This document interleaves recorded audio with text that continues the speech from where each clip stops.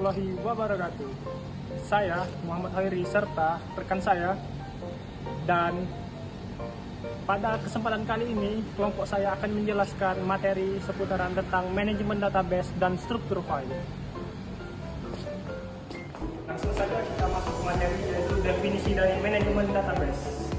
Manajemen database terdiri dari dua kata, yaitu manajemen dan database. Langsung saja masuk ke definisi manajemen. Manajemen dapat diartikan suatu proses, artinya manajemen itu adalah pengolahan dari suatu hal. Manajemen juga dapat dikatakan sebagai suatu seni, karena dalam manajemen memiliki keunikan dan karakteristik tersendiri, serta manajemen itu dikatakan sebagai ilmu pengetahuan.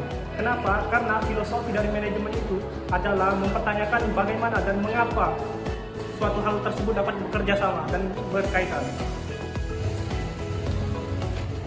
Baiklah, selanjutnya adalah pengertian dari database. Database adalah suatu data yang terorganisir, yang nantinya data itu akan digunakan oleh pihak pengelola. Jadi dari sini dapat disimpulkan bahwasanya manajemen database itu adalah suatu proses pengawasan terhadap penyelenggaraan pengelolaan dari data itu sendiri, yang nantinya bertujuan untuk supaya tujuan dari pengelola itu tercapai. Dalam sistem manajemen database dan struktur file terdapat beberapa komponen penunjang dalam database. Yang pertama, hardware. Hardware merupakan perangkat keras yang digunakan untuk mengelola dan membuat data menjadi database. Contohnya, laptop, komputer, smartphone. Yang kedua, software. Software merupakan perangkat lunak yang digunakan untuk menginput data menjadi database. Contohnya adalah IDES, Microsoft Excel, Microsoft Access. 3. Data. Data merupakan sekumpulan informasi yang akan dikelola menggunakan hardware dan software yang telah disediakan menjadi database. 4 adalah pengguna. Pengguna merupakan orang yang akan mengelola, membuat, dan menginput data menjadi database menggunakan hardware dan software yang telah disediakan. Manfaat pendekatan database. Yang pertama yaitu berkurangnya kelebihan data dan inkonsistensi data. Yang kedua, meningkatkan kelulusan. Yang ketiga, meningkatnya aksesibilitas data. Yang keempat, mahal. Dan yang terakhir adalah peka.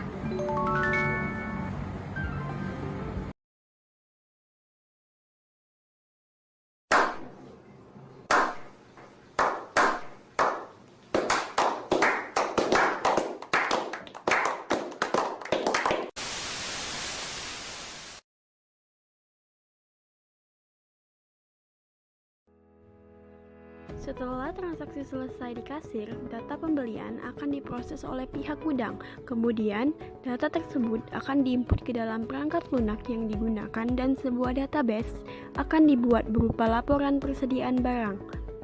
Laporan ini menjadi dasar bagi pihak gudang dalam pengambilan keputusan untuk melakukan restock barang yang seharusnya diperbarui. Data restock ini kemudian akan dimasukkan ke dalam database untuk melihat hasil persediaan akhir barang pada akhir periode bulan.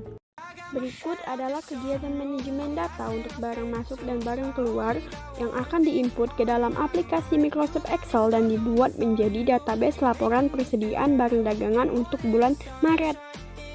Baik, di sini saya akan membuat database berupa laporan persediaan barang PT Ignatius Rian pada periode Maret 2021 dengan menggunakan data barang masuk dan juga data barang keluar. Di sini saya akan menginput barang masuk dan juga barang keluar, secara otomatis. Penginputan kuantitas barang masuk secara otomatis menggunakan rumus sama dengan SUMIF.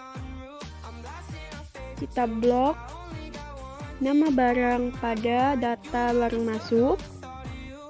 Jangan lupa dikasih F4, lalu titik koma. Kita pilih nama barang pada laporan stok barang.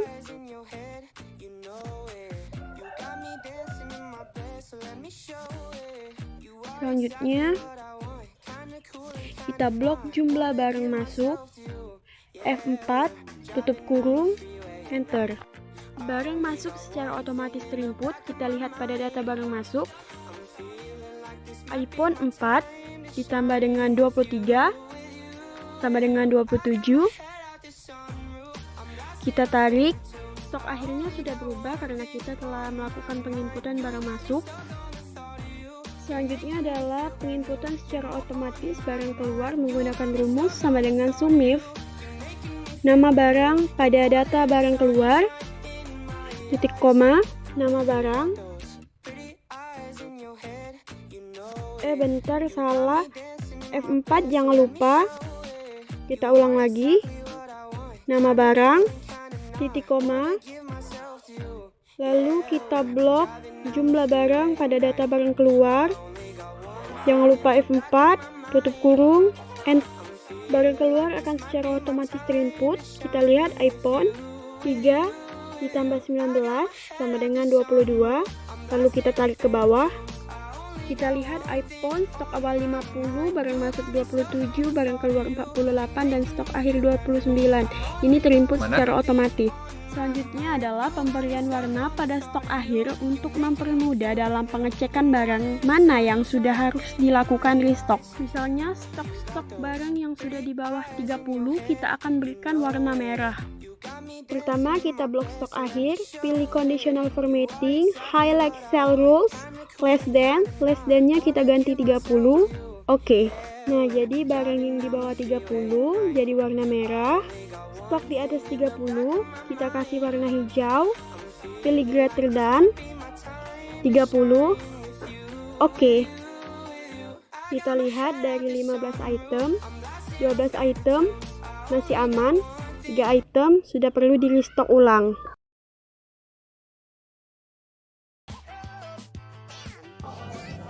Seringkali saat menyimpan file di laptop, kita kurang memiliki struktur yang baik.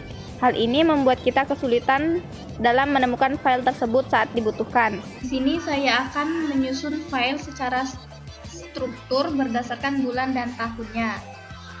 Untuk pertama-tama kita klik file, kita klik save as, lalu kita klik komputer dan masukkan ke file penjualan PT Jaya Raya pada tahun 2023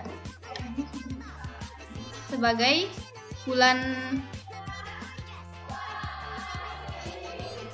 11 atau November.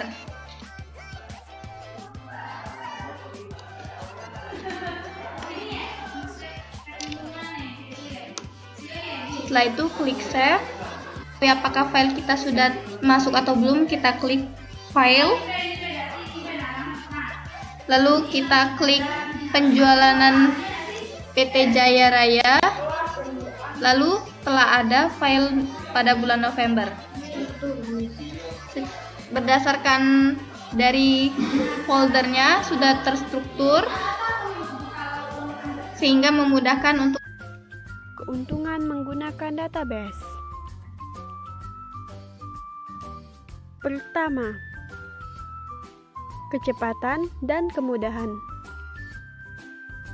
Menggunakan basis data, pengambilan informasi dapat dilakukan dengan cepat dan mudah. Basis data memiliki kemampuan dalam mengelompokkan, mengurutkan, bahkan perhitungan dengan matematika. Dengan perancangan yang benar, maka penyajian informasi akan dapat dilakukan dengan cepat dan mudah. Kedua, pemusatan kontrol data. Pengontrolan terhadap data juga cukup dilakukan di satu tempat saja. Jika ada perubahan data alamat mahasiswa misalnya, maka tidak perlu kita mengupdate semua data di masing-masing bagian, tetapi cukup hanya di satu basis data saja. Ketiga, efisiensi ruang penyimpanan. Dengan pemakaian bersama, tidak perlu menyediakan tempat penyimpanan di berbagai tempat, tetapi cukup satu saja sehingga ini akan menghemat ruang penyimpanan data yang dimiliki oleh sebuah organisasi. Keempat, keakuratan, ketersediaan, dan keamanan. 4. Menekan keakuratan dalam pemasukan dan penyimpanan data, membackup data, memilih-milih data mana yang masih diperlukan dan data mana yang perlu kita simpan ke tempat lain, serta basis data bisa diberikan passwordnya untuk membatasi orang yang mengaksesnya. Kelima, multi-user. Memungkinkan akses data pada suatu dokumen ke lebih dari satu pengguna sehingga kinerja mesin dan jaringan dimudahkan lewat multi-user, sebab penyimpanan hanya memuat satu unit yang bisa diakses secara bersamaan. Kerugian menggunakan database lebih mahal. Sistem basis data membutuhkan sumber daya yang tinggi terlebih untuk melakukan perawatannya yang secara berkala. Proses backup cukup memakan waktu. Sistem basis data mencakup banyak file sehingga jika dilakukan backup akan menghabiskan banyak waktu.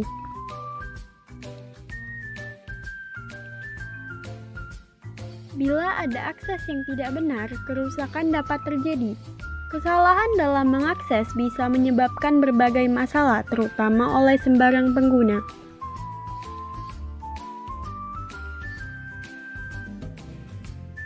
Sistem lebih rumit sehingga memerlukan orang ahli. Sistem basis data sangat kompleks, tidak sembarang orang bisa menanganinya, terutama dengan berbagai macam resiko, sehingga hanya orang ahli yang hanya bisa menanganinya.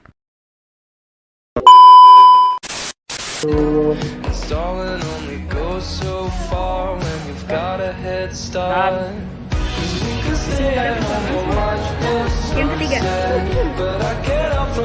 Hai, jika mau nanti ya nggak usah buat jadi behind the scene, oke?